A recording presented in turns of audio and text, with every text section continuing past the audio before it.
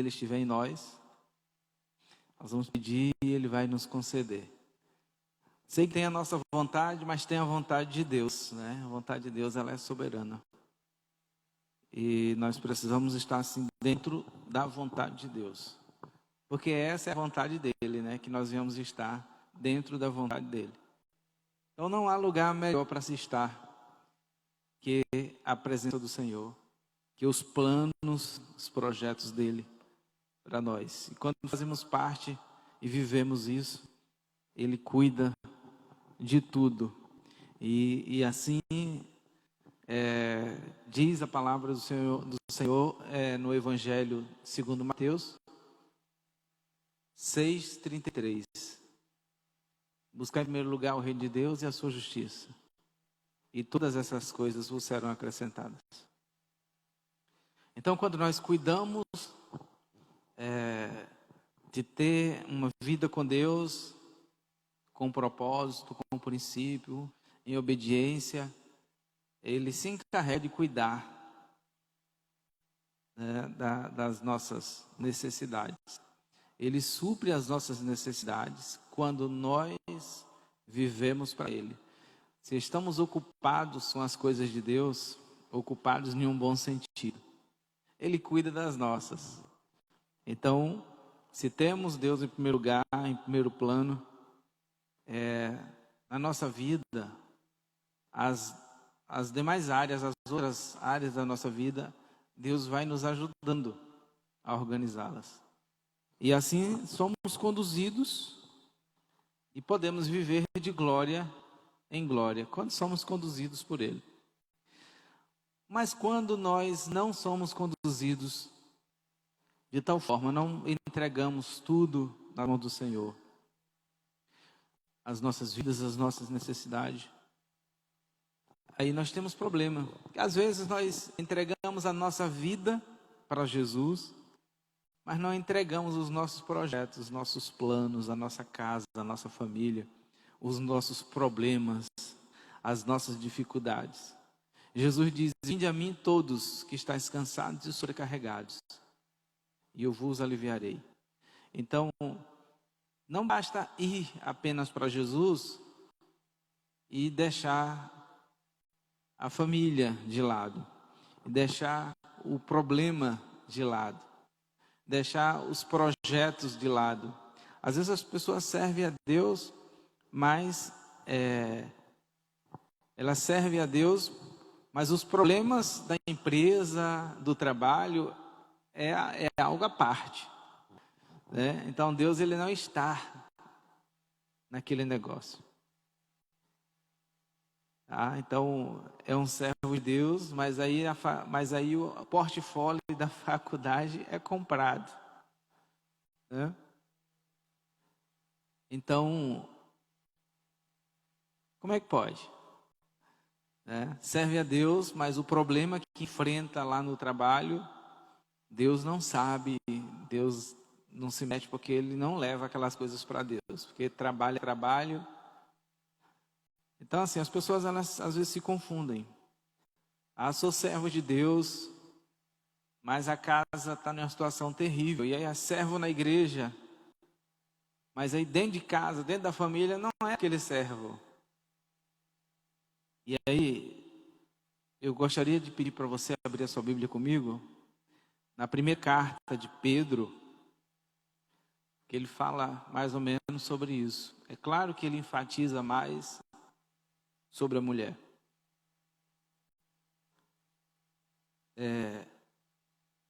Mas nós sabemos que a responsabilidade de um casamento,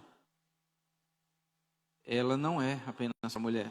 Nós sabemos que a Bíblia ela tem uma influência, eu posso dizer assim, a Bíblia ela tem uma influência cultural muito grande. Tá? Por exemplo, imagine se eu estivesse escrevendo a Bíblia para ser lida. Eu estou falando da Bíblia, mas poderia ser qualquer outro livro para ser lido daqui a 100, 200, 300 anos. Então, esse livro nos dias de hoje seria escrito por mim, baiano. Então, alguns estilos linguísticos,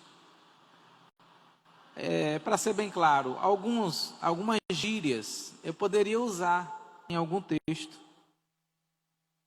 E aí, daqui a 200, 300 anos, ou mais, não sei, ou menos, alguém estaria lendo aquele livro e sem entender muito o que era uma palavra, como por exemplo, deixa eu ver algo que eu poderia usar assim. Vou usar uma palavra bem...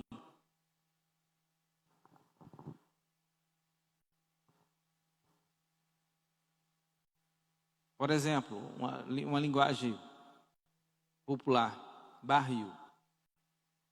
Né?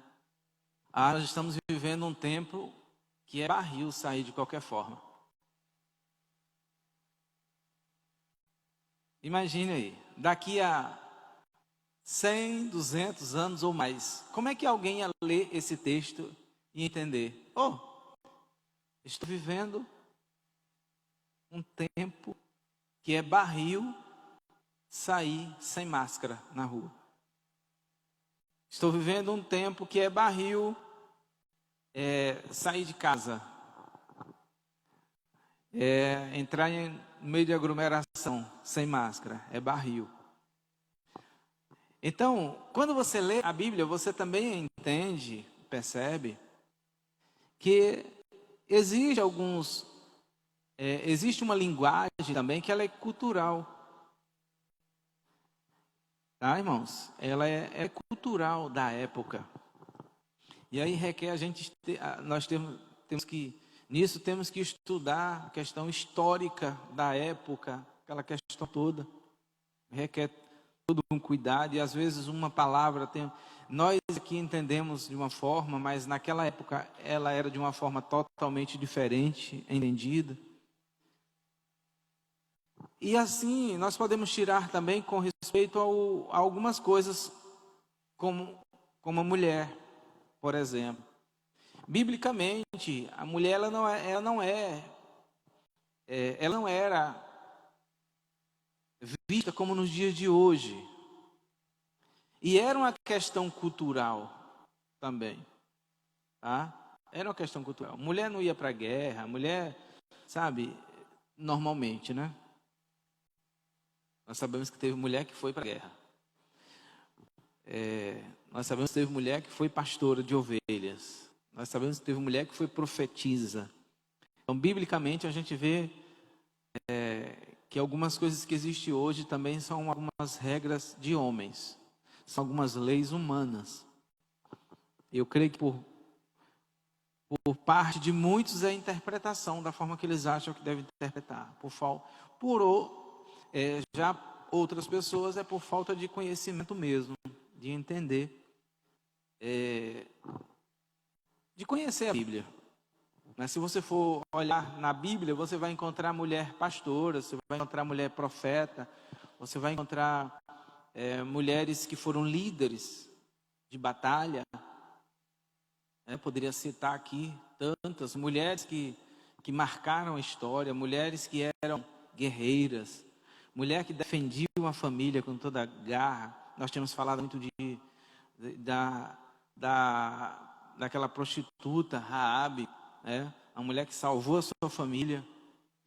Nós podemos citar aqui a Débora, uma mulher de guerra, mulher que na época dos juízes, mulher que estava ali incentivando os homens a guerrearem, né? Nós temos a profetisa, que a Bíblia fala bem claro sobre ela, a profetisa Ulda, né? Que o tempo estava tão complicado que os homens não estavam, não se encontravam um homem de Deus, um profeta facilmente, mas encontraram a profetisa Ulda, e aí foram consultá-la, e ela trouxe a palavra na época. Nós temos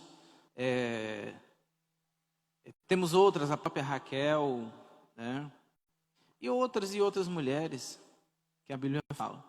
Então eu acho que falta um pouquinho de conhecimento por parte de algumas pessoas na nossa cultura brasileira. E aí diz que a Bíblia, alguns chegam a dizer que a Bíblia, ela tem alguns textos que são preconceituosos e muito mais, né? Mas eu não vejo assim, não é assim, porque a palavra de Deus ela é perfeita. Eu acho que o que falta é interpretação, como deveria. Aquilo que serve para o judeu nos dias de hoje e aquilo que serve para o brasileiro nos dias de hoje. Sem quebrar princípio, sem ferir, né, ninguém, nem propósito divino, e assim por diante. Então, quando a Bíblia fala para a mulher que ela precisa ser comprometida no casamento, ser fiel no casamento, edificar a casa, né, é uma palavra direta, como por exemplo, né, em Provérbios, a mulher sábia edifica a sua casa, mas a tola destrói. Só que o homem também, ele pode destruir a casa. Se o homem for tolo, ele também destrói a sua família. Ele destrói a sua casa. Então tudo é uma questão de entendimento, de visão, né? É uma questão de visão. Eu sempre também falo sobre isso, porque nós vivemos um tempo, e temos vivido, né, em que os homens, eles eram muito omissos das obrigações da casa. E até hoje ainda existem muitos homens, se eles que eles dormem no colchão sem forro, para não forrar. Porque ele acha que não é obrigação dele forrar a cama para dormir. É obrigação dela. Então, e outras questões. Isso é uma questão cultural, irmãos. É uma questão cultural. Nós aprendemos que homem não varre casa, que homem não lava prato, que homem não lava roupa. Isso é coisa de mulher. Que o marido não tem que acordar à noite para botar a criança para dormir. Que o marido não tem que levantar para ir ver como é que está o filho, como é que está a criança. Então é uma questão cultural mal ensinada, sabe, irmãos? Nós somos mal ensinados. E aí fomos colocando isso na cabeça dos nossos não, né? Não vou generalizar, mas alguns têm colocado isso na cabeça dos filhos. Como eu já ouvi muito. As meninas se sobrecarregarem dentro de casa. E os filhos homens só fazer a bagunça. E eles não terem obrigação nenhuma de fazer nada dentro de casa. Porque a tarefa ou as tarefas é só das mulheres. Então o menino macho, como diz é só para bagunçar. Ele não pode fazer nada dentro de casa. Porque senão, não vou nem entrar em detalhes, você já sabe.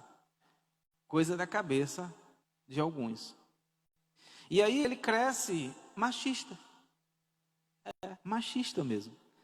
E se torna um homem casado machista. E aí, o que esse machista vai fazer? Em muitos casos, ele vai escravizar a esposa. Ele não vai casar com a mulher para fazê-la feliz. Ele vai casar com a mulher para fazer dela uma escrava. Porque se não botar comida no prato, ele não come. Não é isso? Se for viajar 3, 4 dias, tem que deixar tudo prontinho lá, porque ele não sabe fritar um ovo. Então, casou, minha jovem, com esse jovem, já casa sabendo.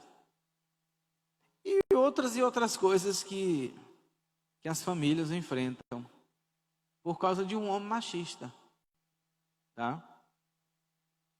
Então, a nossa cultura brasileira, ela é assim, irmãos. Ela é um pouco machista. Os mais velhos, dos 30 para cima, a maioria dos homens são machistas.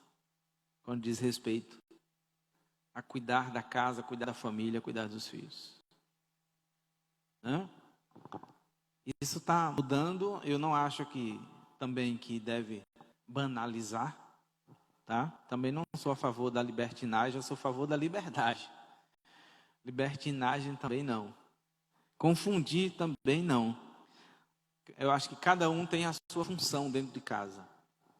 Cada um tem as suas responsabilidades. Marido tem as suas responsabilidades e mulher tem as suas. Mulher também não pode se apoiar, ou seja, jogar as suas responsabilidades também para o seu marido. Isso aí também é negligência, né? É negligenciar. Mas quando a Bíblia fala para o homem e para a mulher, é praticamente a mesma responsabilidade. Como diz o apóstolo Paulo à igreja de Éfeso, ele fala, olha, mulher, seja submissa ao marido. Mas vocês, homens, não podem esquecerem que vocês precisam amar as esposas de vocês como Cristo amou a igreja. E se entregou por ela, e morreu por ela. Então, assim, é sempre uma troca. E no casamento é assim. No casamento, o homem não pode só esperar da mulher. A mulher não pode só esperar do homem. Tá? É uma questão de troca. Mulher quer ser amada, mas tem que amar. Homem quer ser amado, mas tem que amar. É uma questão de troca. E o que nós vemos muito no casamento é isso. Há algumas pessoas angustiadas porque elas não dão e querem. Não é a PUC, não. Elas não dão, mas querem. Né? E aí fica difícil, né? Casamento é uma troca. Carta de Pedro, capítulo 3, nós vamos ler do versículo 1 ao versículo 7. Porque o foco, o ponto nessa noite é a oração, tá? Eu quero falar sobre a oração. Já estou falando, tá?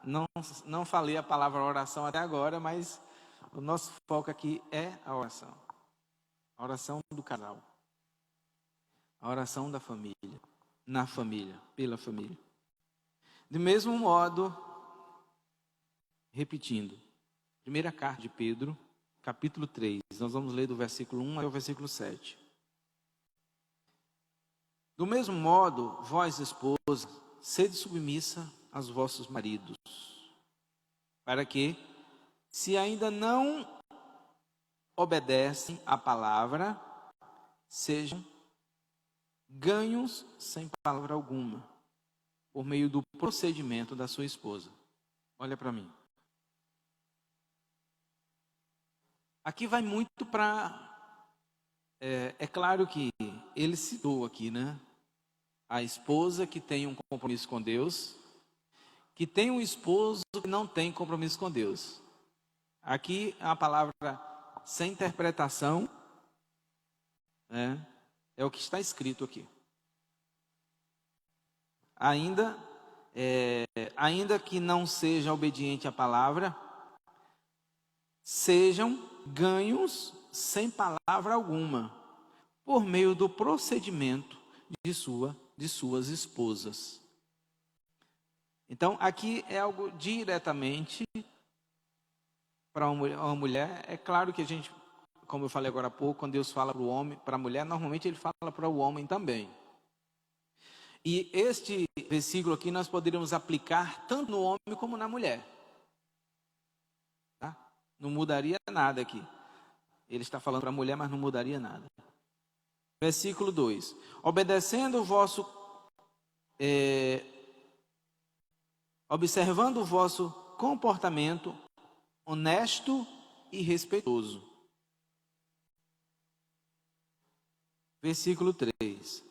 Não seja um enfeite, agora que vem unicamente para a esposa.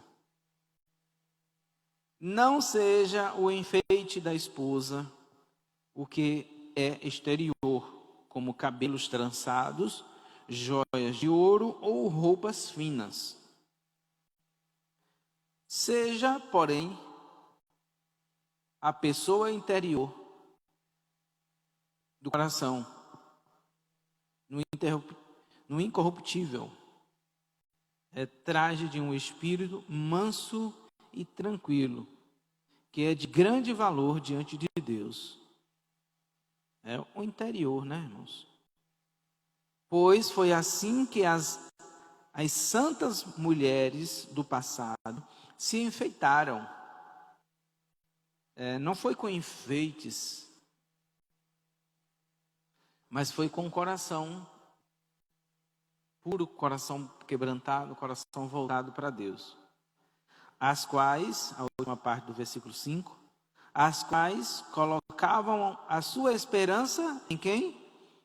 Em Deus, estando submissas aos seus maridos.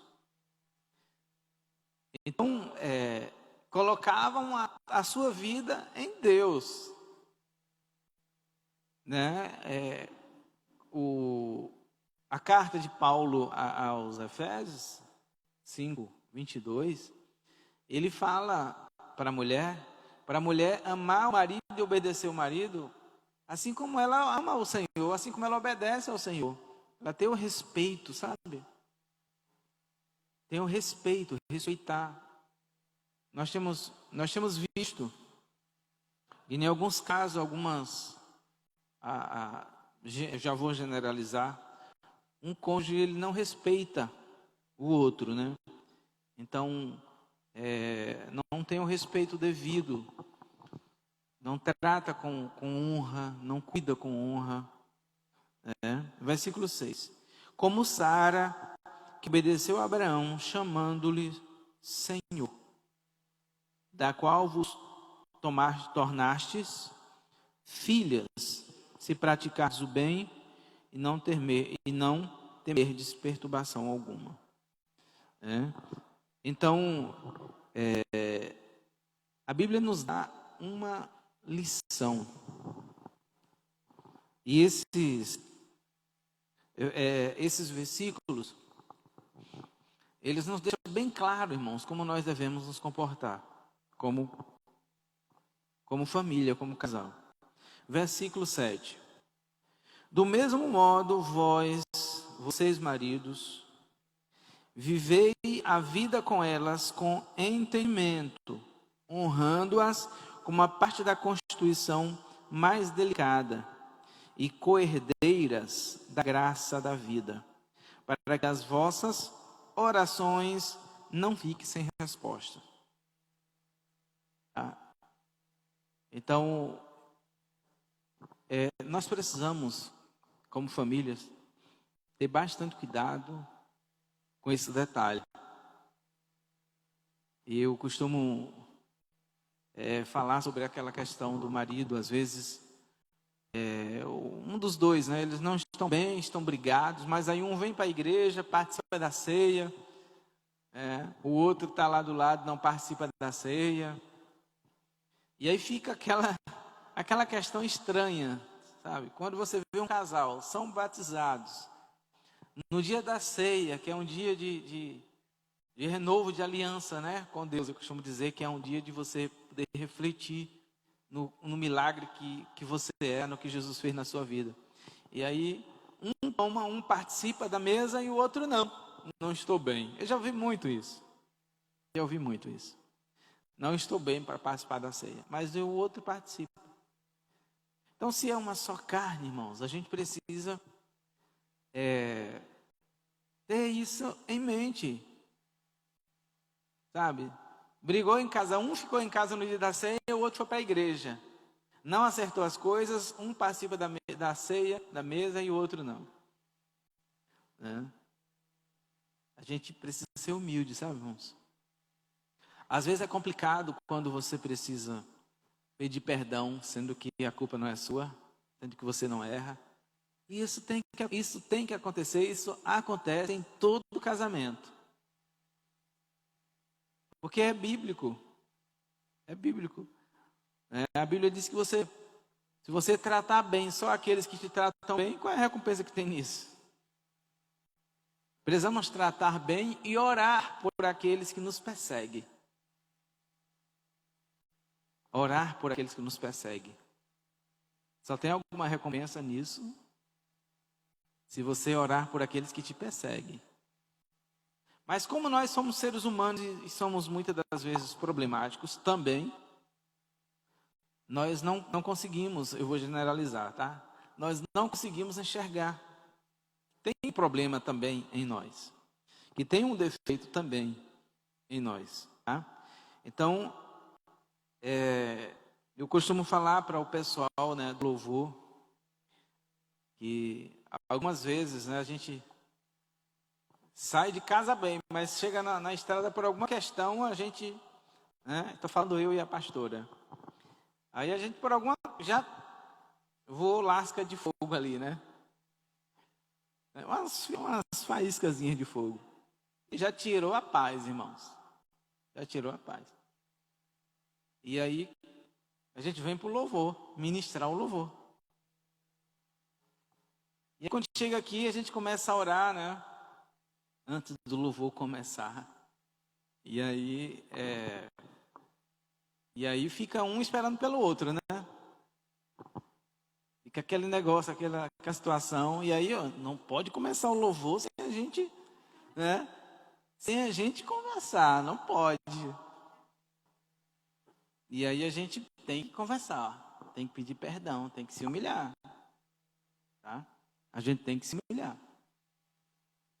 E não vir querer ministrar o louvor com problema. É imprudência, é errado, tá? De maneira alguma. Então, pode ficar ciente, a gente não sobe.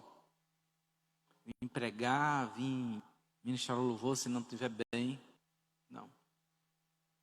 Tá? Não.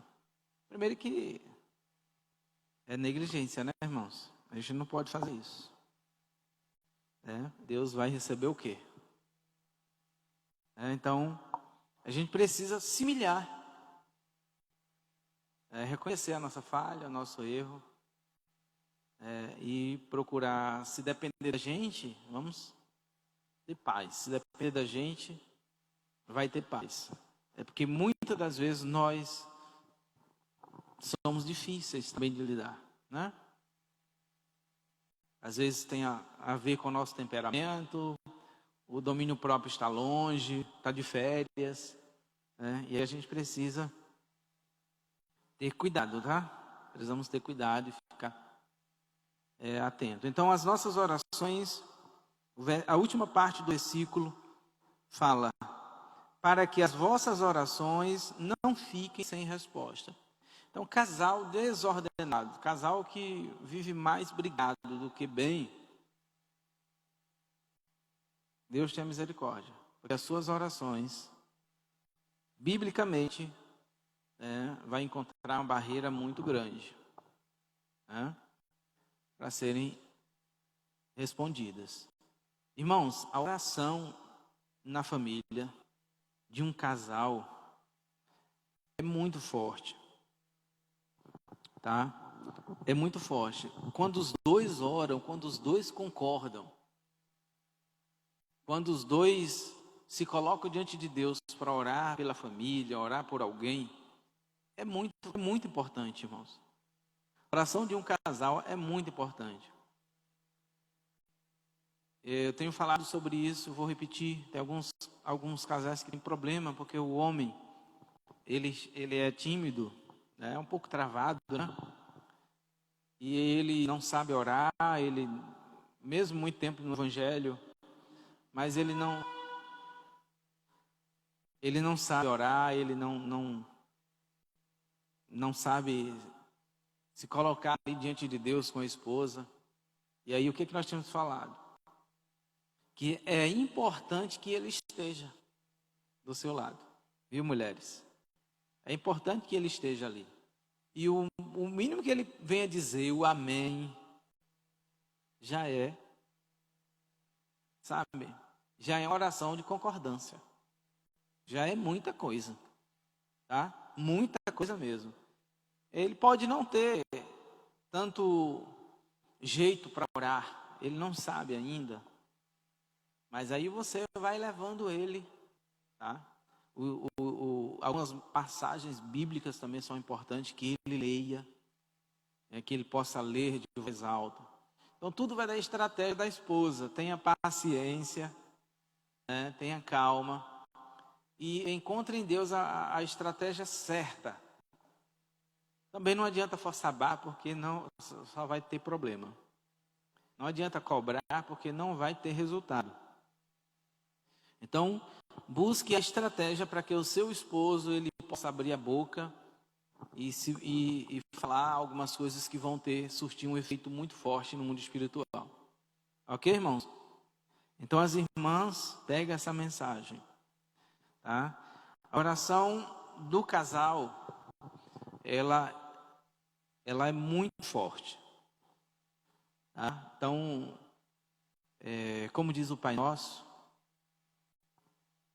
a gente vê naquela oração modelo de Jesus, também um ponto interessante que é acerca do perdão. Esposa ou esposo, se tem alguma ferida, meu irmão, se tem alguma ferida, precisa deixar Deus tratar, curar. Tá? Porque se um é ferido com o outro, a amargura, a angústia está batendo na porta. Tá? E aí, a sua oração é para cura. Aí vai requerer oração e deixar que o Espírito Santo trabalhe no seu coração para transformar essa dor em alívio, né? Em cura. Não permita, irmãos, eu sei que muitos casais têm problema, muitas famílias têm problema, e muitas das vezes não são problemas com o momento. Ou seja, não são coisas do momento, são coisas de muitos anos. Né? São questões de muitos anos que vêm ali rolando dentro do casamento e não manda embora. Então, ele fez aquela bola de neve, causou uma ferida muito grande na vida de um dos dois. E aí sempre aquela ferida ela é mexida. Tá? Tem que se curar, irmãos. Tem que se curar. As suas orações não são como deveriam quando isso acontece. Tá? As orações da pessoa não é como deveria. Porque uma mulher que é ferida com o marido, ela nunca vai abrir, ou pode até abrir a sua boca e falar. E fale o máximo que puder. Deus, eu amo o meu esposo. É o amor da minha vida. É o meu amor. É o amor que eu sonhei. É a pessoa que eu sonhei para viver para o resto da minha vida. Hein? Vai falar assim, irmãos, na oração? Eu acho difícil. Uma mulher que é machucada pelo marido, abrir a boca e fazer uma oração dessa. Eu amo meu esposo. É uma bênção para mim. Ah, pastor, mas não é uma bênção, vou dizer que é uma bênção. É porque nas suas orações você precisa, quanto mais você vai falando, mais você vai lavando a sua alma. Quanto mais você fala, mais você vai se libertando do problema. Quanto mais você fala, mais você vai lidando com ele. Tem pessoas, irmãos, que elas não conseguem falar. Elas não conseguem falar de algo que elas viveram de ruim.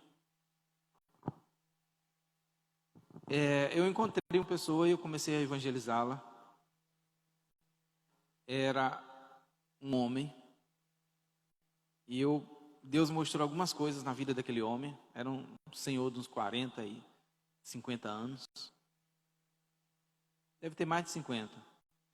E no momento, Deus me revelou, eu já contei isso aqui algumas vezes, acho. E Deus me mostrou que ele tinha uma ferida muito grande na vida dele, muito séria. No momento da conversa ali. E aí Deus foi me mostrando e eu fui logo passando para ele, porque ele não ia me falar. Eu sabia que ele não ia me falar. E aí eu fui falando para ele, olha, aconteceu alguma coisa séria com você, isso, não foi? Ele olhou para mim, irmãos, os olhos encheu de lágrimas e ele falou, eu não quero falar sobre isso. E assim, eu fiquei muito sentido na hora, porque é uma pessoa que já viveu muitos e muitos e muitos anos. O que ele viveu não foi coisas de pouco tempo. Isso é coisa de muitos anos. E aí, eu fui conversando com ele com calma, e ele, ao mesmo tempo ele ficava nervoso, depois ele ficava calmo, e aí eu fui, conversando com ele com a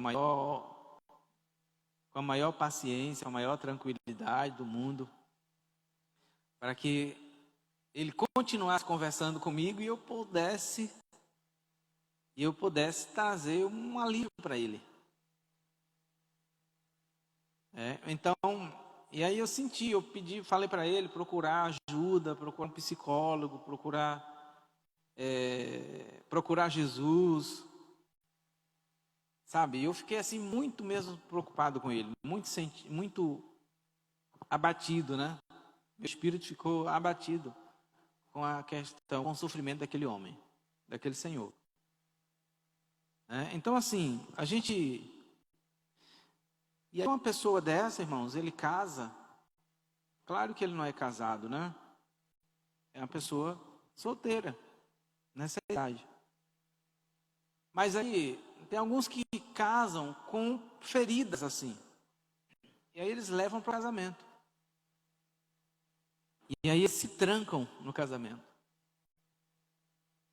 E isso vai muito por parte dos homens. Os homens, eles não são muito de conversar a vida deles com a esposa.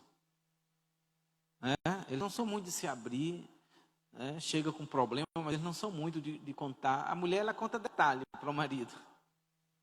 A mulher, ela é detalhista, mas o homem não. O homem ele não quer contar nem... O que ele fala é a prestação. E aí a mulher precisa ter muito cuidado, mas muito cuidado mesmo. E muitas das vezes ele não quer nada, ele só quer o carinho da esposa. Naquele momento ele não quer contar para ela, ele não quer conversar com ela, ele quer só o carinho dela, ele quer só que ela fique em silêncio e não pergunte nada. E faça aquilo que ele gosta, aquela comida boa, aquele canto do sofá onde ele gosta de sentar que já está fundo, ou a cadeira preferida dele,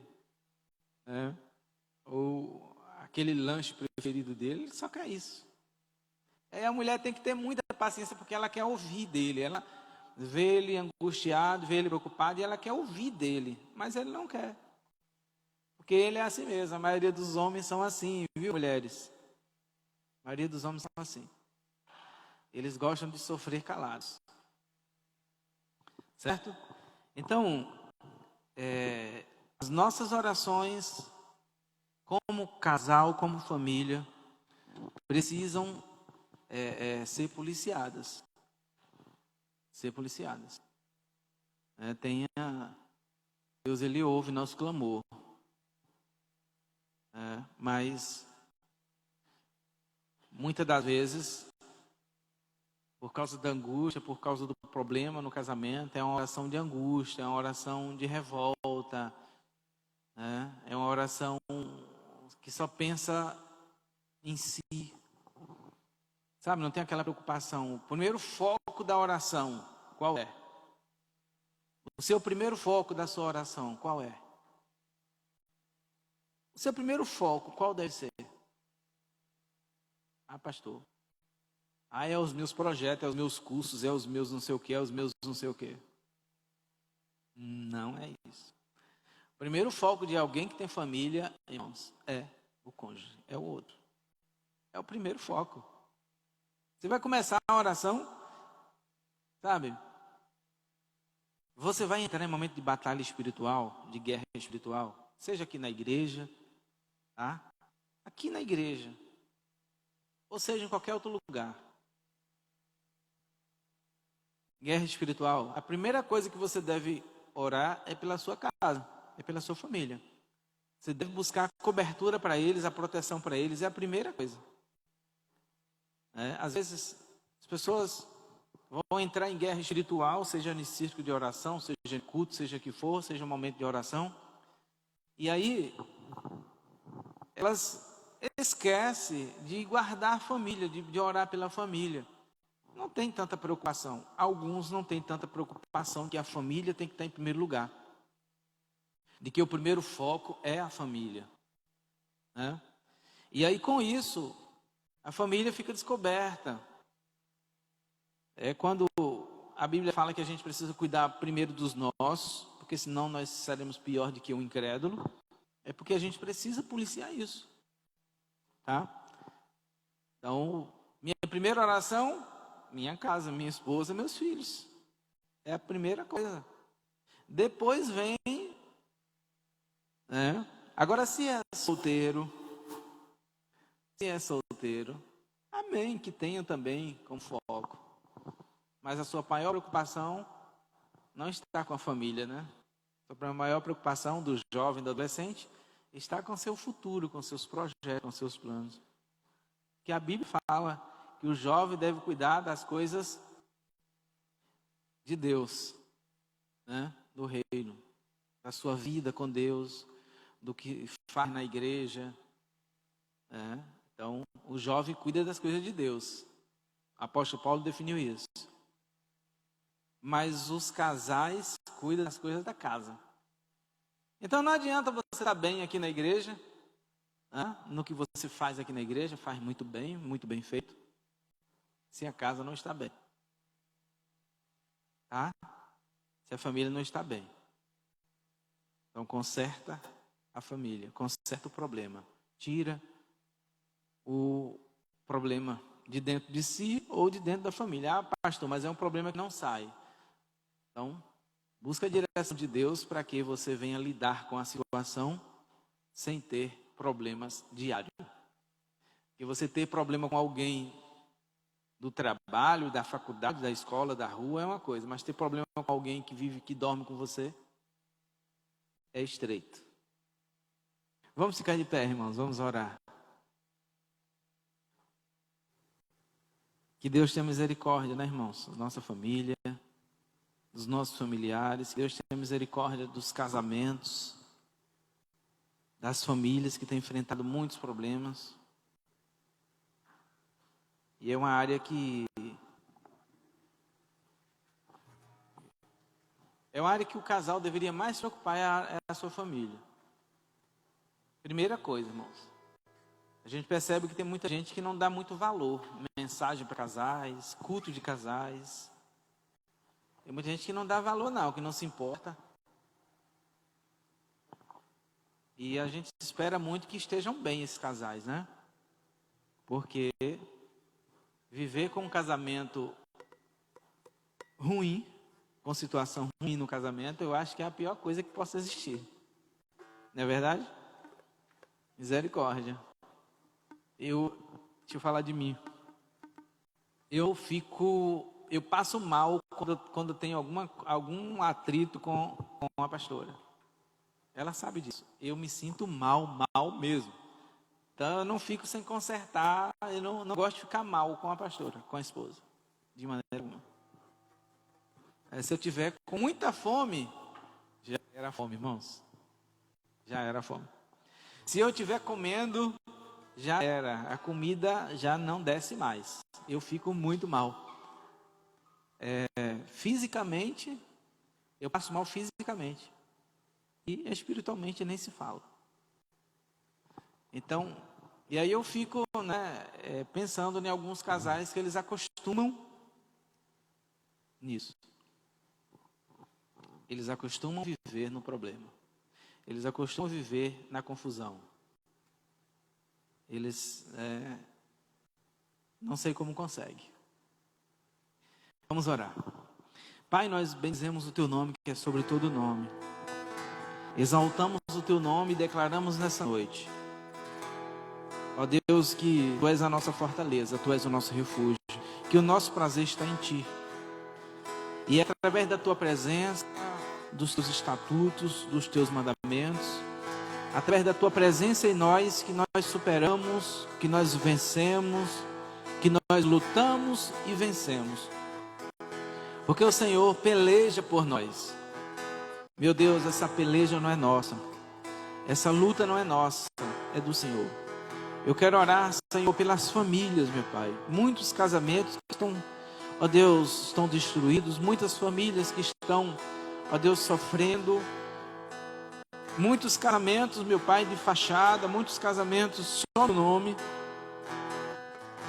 Mas espiritualmente e fisicamente estão distantes, estão machucados, estão feridos.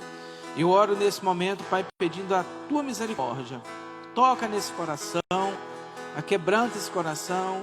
Ó Deus, toca assim no temperamento, o comportamento. Ó Deus, ensina, meu Pai. Ó Deus, essas pessoas, ensina esse casal, ensina essa família. Meu Deus e meu Pai, glorifica o Teu nome que eles carregam. Glorifica o Teu nome que está sobre eles. Pai santo, Pai querido, ó Deus, nós pedimos perdão pelo mau testemunho que damos como casal, como família. Ó Deus, o mundo ele quer ver famílias abençoadas, famílias estruturadas, famílias como referência. E muitas das vezes, Senhor, nós como igreja, nós não temos vivido isso. Eu quero te pedir, Senhor, perdão por isso. Pedir que o Senhor abençoe as famílias, que o Senhor toque nos corações, que haja arrependimento, que haja humildade, seja arrancada toda revolta, toda ferida na alma, toda ferida do passado. Ó Deus, perdoa as ofensas de um para com o outro, as palavras de maldição que um tem lançado contra os filhos, ó Deus, de um para com o outro. Perdoa nesse momento, Pai. Manifesta com o Teu poder, com a Tua misericórdia, com a Tua bondade. Deus Todo-Poderoso, foi o Senhor quem constituiu a família. O Senhor criou a mulher, meu Pai, para o homem. O Senhor tirou a mulher da costela do homem, o Senhor formou a mulher. Ó Deus Todo-Poderoso, e os dois como uma só carne. Muitas das vezes, Senhor, são como dois estranhos dentro de casa. Tem misericórdia, Pai. Entra com a Tua misericórdia. Ó Deus, entra com a Tua misericórdia. Perdoa, Senhor, os nossos pecados como casal, como família. Ó Deus, que não temos dado bom exemplo aos nossos filhos. Perdoa-nos, meu Pai. Passa o Teu sangue sobre nós. Passa a Tua bondade sobre nós, a Tua graça sobre nós. Protege-nos, meu Pai. O diabo ele veio para matar, roubar e destruir. E um dos focos é a família, destruir a família, é desestruturar a família. Eu te peço, Pai, tem misericórdia. Essa família que está enfrentando problema em várias áreas, meu Pai, entra agora com a Tua providência. Tem misericórdia dessa família. Ó Pai Santo, Pai querido, nós pedimos nesse momento, entra com a Tua providência, Pai, com a Tua provisão. Supre as necessidades dessa família, as necessidades desse casal, para a glória e honra do Teu nome. Pai, nós abençoamos as famílias, toma os casais aqui da igreja, ó Deus, as famílias aqui da igreja, cada irmão, manifesta sobre eles a Tua proteção, o Teu cuidado, a Tua bondade, Pai, para a glória e honra do Teu nome. Nós Te louvamos essa noite e Te agradecemos, em nome de Jesus. Amém. Aleluia.